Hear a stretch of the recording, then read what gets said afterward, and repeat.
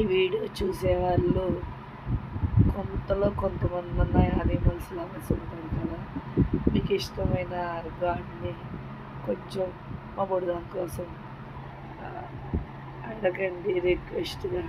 దీనికి ఏం అవ్వకూడదు అని చెప్పి హాస్పిటల్కి అది రేపు తీసుకెళ్ళాలి, తగ్గిపోవాలి, రేపు పొద్దునకి బాగుండాలని చేయగలిగిన వరకు చేస్తున్నా. కానీ ఏంటంటే ఇది పుట్టింది నా చేతుల్లోనే, కానీ అసలు చేయలేకపోయింది. అసలు కొట్టికి ఇంటికి తెగ తిరిగేసింది.